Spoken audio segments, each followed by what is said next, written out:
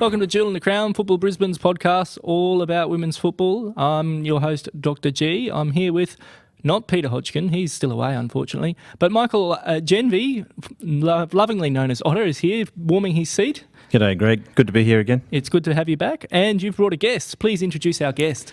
We've got the UQFC goalkeeper, superstar goalkeeper, Lena Johansen. Is that right? Yeah, sort of like. Welcome to the show, both of you. Thanks for coming. It's good. First off, Michael, just quickly, you're no longer coaching at UQ this year. What are you doing?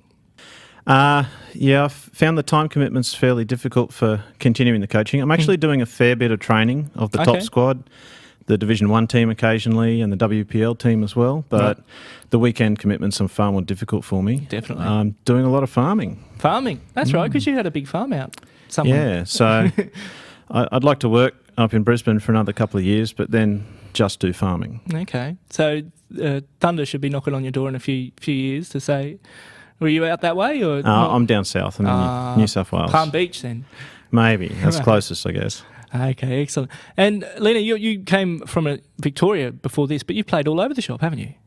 Oh, well, I've played in a couple of different countries, right. I guess. Yeah, so many years in Denmark in the top leagues. Played senior football since I was 15. Right. I had half a season in England, in London for Watford ladies. Right. Because I was doing my bachelor's, so I had a semester over there at uni, and down in Victoria as well. Okay. And is it basically you go moving around with uni and then find a team to play at? And yeah, I made a decision to prioritize my university degree. So I have a bachelor. I'm currently hopefully graduating from a master's next month. Okay.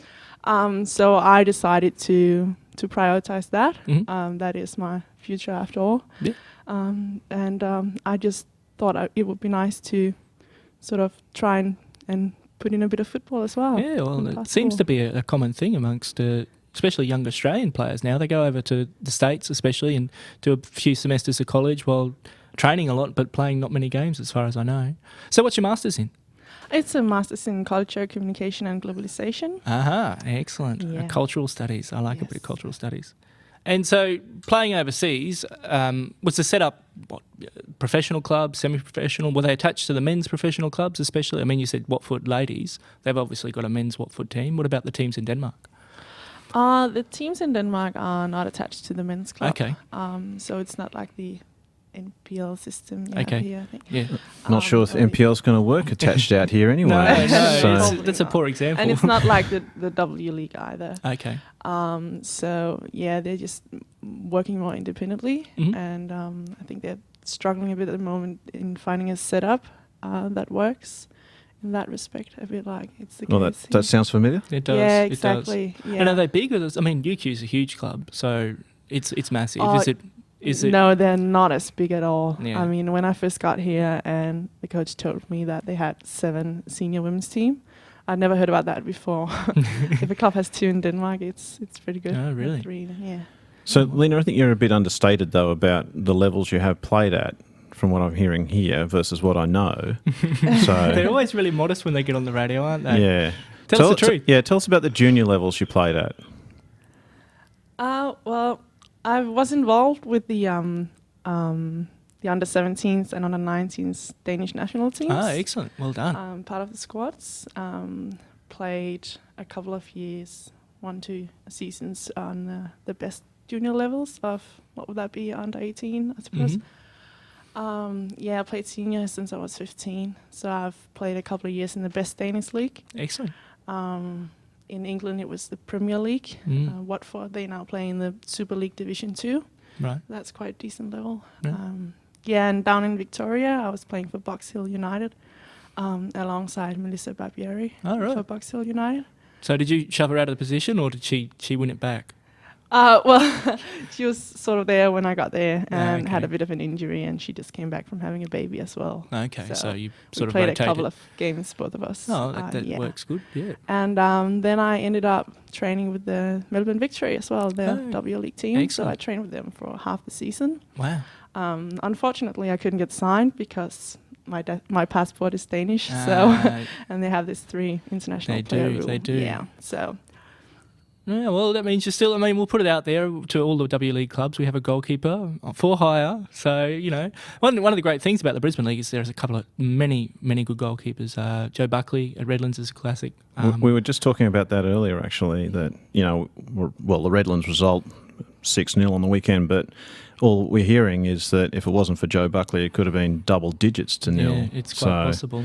And she's a great goalkeeper. Yeah. Lena, what do you think of the goalkeepers here in Brisbane that you've seen? I think it's actually, I don't know, I think it's better level than I thought it would be. Mm. We've got some quite good keepers around. They're putting up brilliant saves. Yeah. Yes, it's quite good level. And It is. What impressed me I saw you play at Annerley the first game here against Olympic. And a lot of, especially women goalkeepers, yeah, they're good goalkeepers. They save a lot of shots. But you're actually directing the team. And I love to see that. I love to see a goalkeeper using their eyes and using their voice to say, hey, you pass it to them. Because goalkeepers can see everything. They don't need to, you know, they can contribute more than just saving a couple of shots. So I was impressed. When you look at the UQ style of play, though, and it's all the goalkeeper's an extra field player. They're played in all the time. Some of the time it's to make the forwards on the opposition just run that extra 30 yards and just tire them out, wear them down. But it's a vital extra pass back with no pressure option. It's a great move to have a goalkeeper who can play football. Yeah. Oh, it's great. Speaking of UQ, and had a big result, a big win on the weekend. On Friday night, they went down to Heath Park. Were you there? Did you catch the game? I missed the first 10 minutes, caught the rest of the game. I thought East were really good in the first half through the midfield in particular.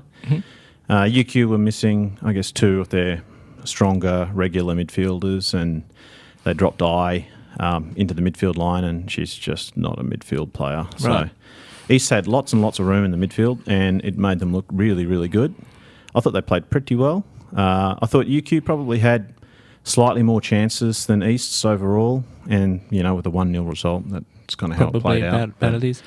I think Rachel Smith scored a header late in the game, you know, maybe 12 minutes to go or 15 minutes Was to go. that off a corner or something? No, it was just a turnover of possession that counter-attacked quickly down Greta Bodie's wing, and she put an early cross across, and I had drawn the two centre-backs out of position, and Rachel had a lot of space in the centre of the park coming in from the opposite wing and headed a clean header straight into the back of the net. Excellent. Yeah.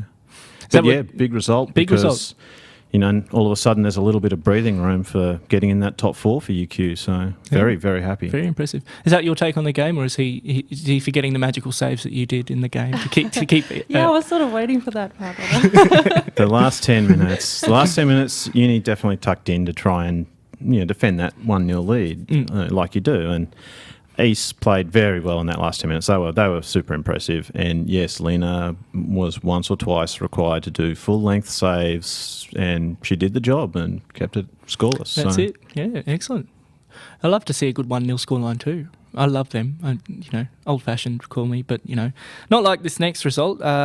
Redlands took on Palm Beach at Redlands. Redlands lost 6-0, 2-0 at half-time, and seemed to have run away in the second half. Goals to Palm Beach from Harriet Withers, got 3. Ellie Papalexiou got 1. Lauren Brown got 1. And I think it's Lani Winkler Harding. I saw a note on the system there. So thank you, whoever from Palm Beach put that note in, because she's not actually on the team sheet. So a big result there and it goes against a few weeks back where I had Jeff on the show. He was at Annerley from East, talking at Annerley. It was fun. He said that none of the top 5 teams had won away from home against each other. And well, this weekend they have.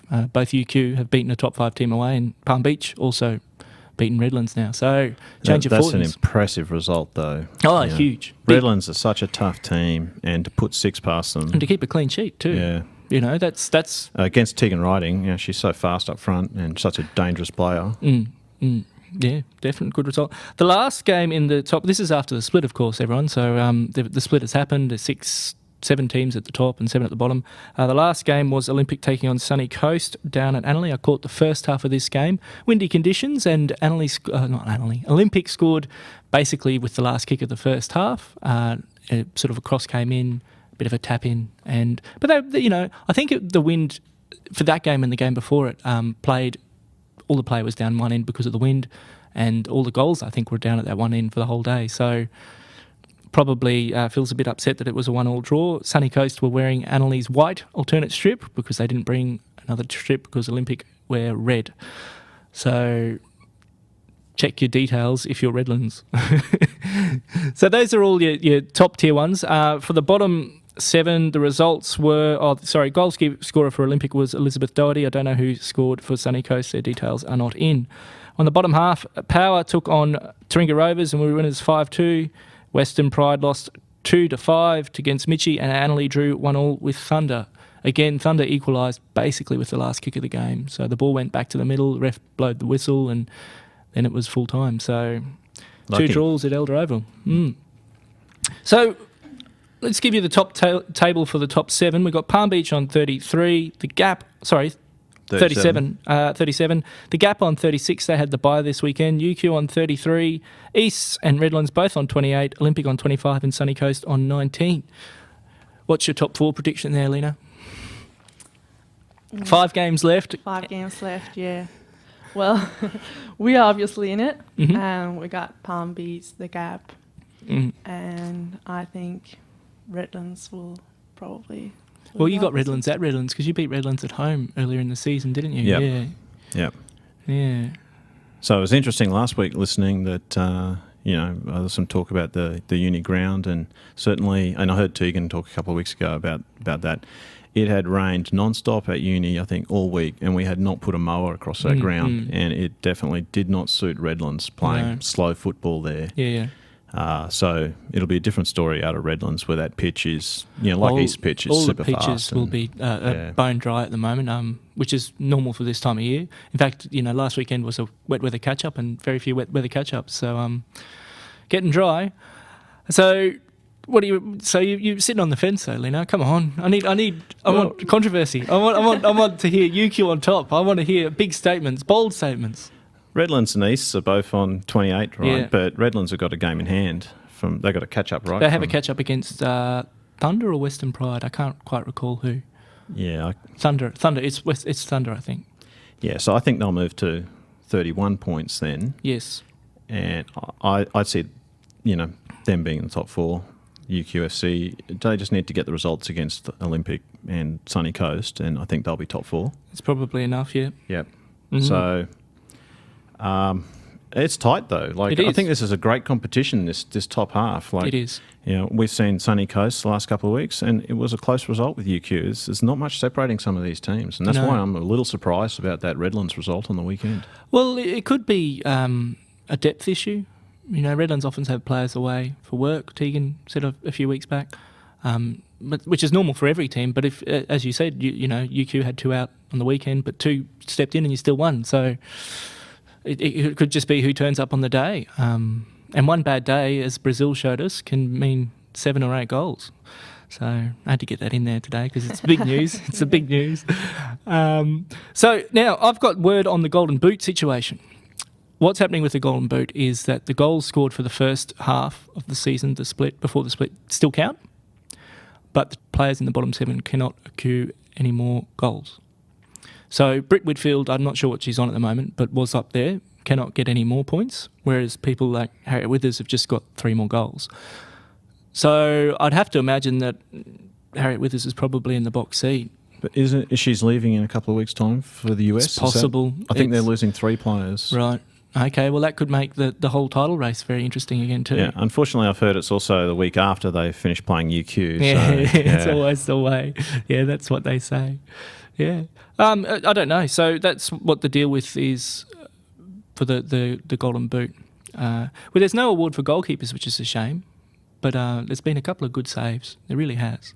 Yeah, it's a bit of a shame, Now we talk about the World Cup, you see all the good performances the goalkeepers have put on. Yeah, that's right. So, sometimes people forget that a bit. Yeah. I have my own little statistic going on, so that's well, all right. the defence of 3 teams, Palm Beach has conceded, 13, UQ's conceded 14, and the Olympics conceding 14. Games. Yeah, that's very impressive. Very impressive. So there's a couple of good defensive sides, and now they're playing each other. It's a real battle between attack and defence. I'd like to see it. Yeah, Olympic as well. Oh, Only 13 goals. Very organised, Olympic. Very, very organised. Their worst result has been a 3-1 defeat against Redlands. So that's their worst. Whereas I think UQ, you lost, 4-2, 4-1? Yeah, the Gap beat us soundly. So Yeah, Lena had an off the game that day, I'd say. But yeah, they were the better well, team. it wasn't my best game, let's put it that way. Mhm. I wasn't impressed by my own performance. Well, you always been a goalkeeper? Did you always I've always been a goalkeeper, okay. yes.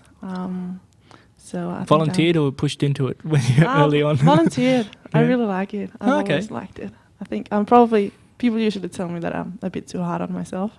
No. A bit perfectionistic, I guess. All the good goalkeepers are. I mean, if you want to be a good yeah. player, you have to push yourself. So Yeah, that's true. I'm just quite ambitious. Mm. Have high expectations, I suppose. So. do you still get monitored by the Danish Association? Do you think that they look at all the people? No, I'm sure there's lots of players your age that are from Denmark playing around the world in various college systems. Do you think they get looked at? Well, we have some players of the national team that are playing in some international leagues. Mm-hmm. When it comes down to goalkeepers, they have a sort of like a different philosophy than they do here in Australia. I think you have quite a few different keepers that are in the squad. 5, 6 or something. Yeah, they're always changing. There's a lot. Yeah, exactly. But in Denmark, they usually stick to just 2 or 3 maybe. Oh, really? Yeah, so it's a bit tougher, the competition, to get involved with the national And you have to team. wait till you're almost past your career before you get called up, because that's someone else's. So Lena has a photographer at every single game taking hundreds and hundreds of photos of, I guess, Lena making saves. And Oh, really? Oh, he's not only taking photos of me. He's taking photos of the whole team, and I kind of like the idea of us getting the attention that we deserve. Oh, definitely. So- Is there any place everyone else can have a look at those photos? If there's not, that's okay. But if you can make it available. I know he posts a link on the UQFC Facebook page every week. Okay, well, we'll tell our listeners to have a look at that, because Yeah, exactly. it's always good to see that. There's been a bit of coverage for the women's leagues around the place, but, world's best podcast continues for And women's that's really football. good. Now, down in Victoria, they had game or match reports every week, and photographers for us a couple of times as well. So All a right. bit different kind of coverage. it's great, the podcast, because all of our international players, their relatives back home are all avid listeners. And Okay, well, do you want to say something back home now to Denmark in Danish? Go on. No, that's all right. We'll get you at the end of the show. We'll get you at the end of the show. Yeah, no, I can say hi to my dad. I know he'll be listening to it. Oh, well, then and do it. Go he on. told me to say hi to you as well. So, yeah. Okay, so games coming up this week, though. Some big games, of course, in the top half. On Friday night, East take on the Gap. Huge game. East lost at home. The Gap have the week off, but they had a cup game the week before. Will they be fresh? Will they need that break? What do you reckon? The Gap by 2 or 3. Really? Lena? You see, I would hope that East could pull it off, but I'm going to go with the Gap. Okay. I don't know. I'm not sure. I think East are probably missing Karen Longbottom more than they realise. That's my theory. Yep. It's my personal theory. Do the Gap have Ruth back? I'm not sure how many weeks she got off, but she missed at least the cup game, I think. I'm not sure. I don't get that information, and it's not posted all around for the women, whereas the men's suspensions are, aren't they?